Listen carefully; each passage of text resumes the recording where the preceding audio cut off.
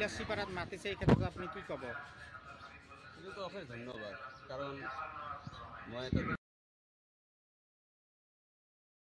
দৰিদ্ৰ মানুহ, আপুনি হয়তো মই সহায় সুবিধা লৈ কিনে মই যদি কিবা সহায় বা তেনেধৰণৰ সহযোগিতা আগবঢ়াম। ঠিক আছে, ধন্যবাদ।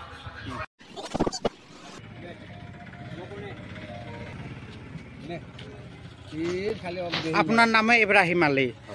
আপোনাৰ যিটো মধুৰ কণ্ঠ গোৱালপাৰীয়া লোকগীতত যিটো আপুনি গাইছে সোণাৰ বৰণৰে পাখি প্ৰতিমা পাণ্ডেৰ, এই গানত মনোমুগ্ধ। এইটো তাৰমানে মইতো আগতে গান কোৱা নাছিলোঁ, হয়তো এতিয়া দুখীয়া মানুহ দৰিদ্ৰ মানুহ বিচনাত শুই কিবা কল্পনা কৰি মাজে মাজে হয়তো প্ৰতিমা পাণ্ডেৰ সুৰো দিওঁ। ইমান দিনে হয়তো বেমাৰী মানুহ আৰু সহযোগিতা কৰি তেনেকুৱা সহায় এইটো আগতে আছিল, কিন্তু এতিয়া এইবিলাক নাই। এতিয়া কি হৈছে? এতিয়া এইবিলাক ছিন্ন ভিন্ন হৈ গৈছে, এতিয়া এইবিলাক মানে ফুলক্ষেপ নকৰে। এই এখেতৰ নাম বোলে এক দিলে, এখেতেও বোলে আপোনাৰ লগতে বোলে গীত গায়। হয়, এইটো আমি এনেই মানে গাঁও গ্ৰামী মানুহ, একেলগে থাকোঁ, একেলগে বাস কৰোঁ।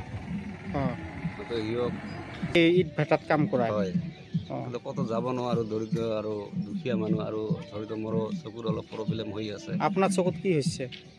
এইটো নিজে নিজে কিবা হৈ আছে, তো ডক্তৰক দেখালোঁ বা নেপালো 4-5 বাৰ আবেদন কৰিলোঁ, এতিয়ালৈকে ভাল হোৱা নাই। ভাল হোৱা নাই। ডক্তৰক দেখাইছে? হয়।